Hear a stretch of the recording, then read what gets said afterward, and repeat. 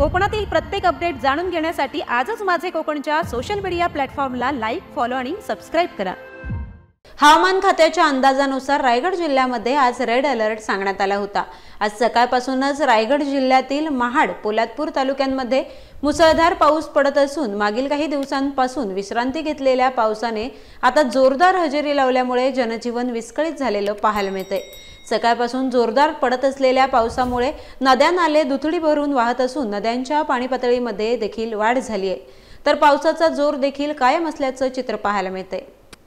रायगड जिल्ह्यामध्ये आज सकाळपासूनच मुसळधार पावसाने हजेरी लावलेली असून हवामान खात्याच्या अंदाजानुसार आज रायगड जिल्ह्यामध्ये रेड अलर्ट जारी करण्यात आला होता।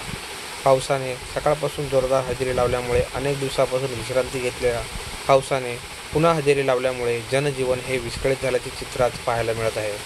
सकाळपासून पाऊस जोरात पडत असल्यामुळे महाड व पोलादपूर तालुक्यामध्ये मोठ्या प्रमाणामध्ये नद्या नाले दुथडी भरून वाहत आहेत। सावित्री नदी, काळ नदी या मुख्य नद्यांना देखील मोठ्या प्रमाणात पाणी आले असून पावसाचा जोर हा कायम असल्याचे चित्र पाहायला मिळत आहे।